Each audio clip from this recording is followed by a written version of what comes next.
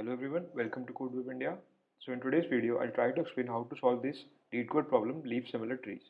So we're given access to the root nodes of two binary trees, root 1 and root 2.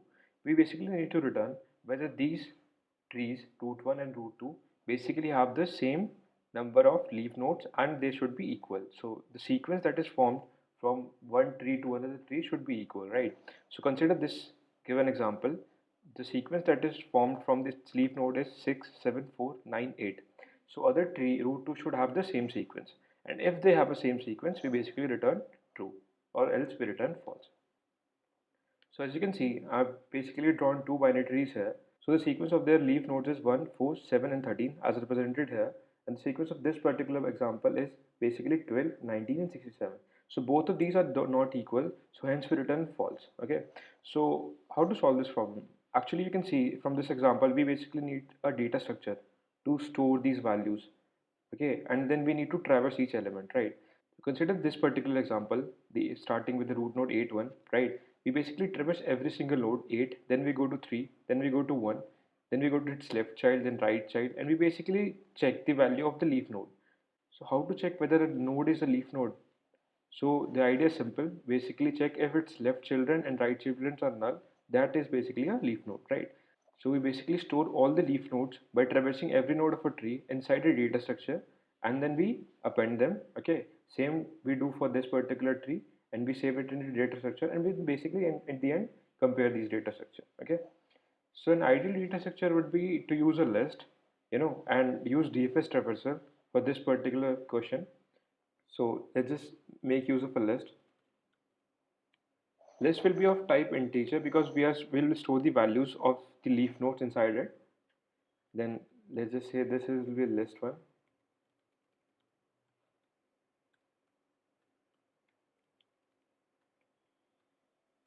Then again second list for the second tree.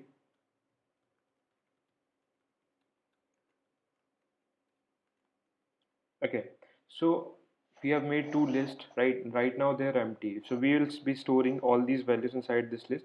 So we'll make use of a helper function. What this helper function will do is basically store the values inside the leaves. So it say, hey, public void return leaves, right? Then we will give the root node of a tree and we will give a list, right? Okay, so we will call this return leaf function, which is a helper function for every tree, right? For root 1 first, so we'll call this return leaves for root 1 and we'll pass on the list 1 for this.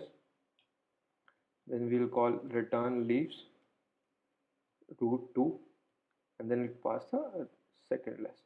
Okay.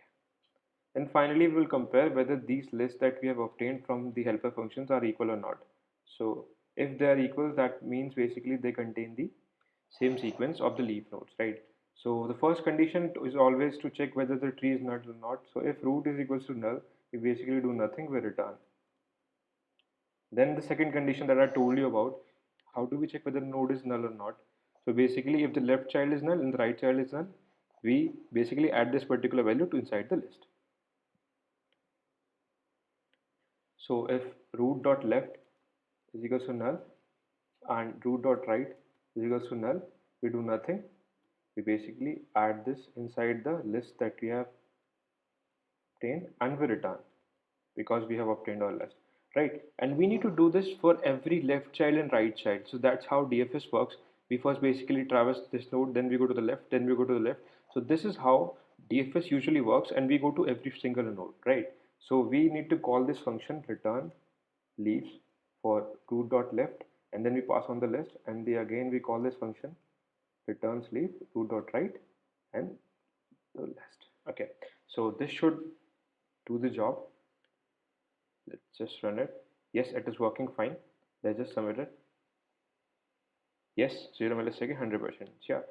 So I hope you like this video. Thank you so much.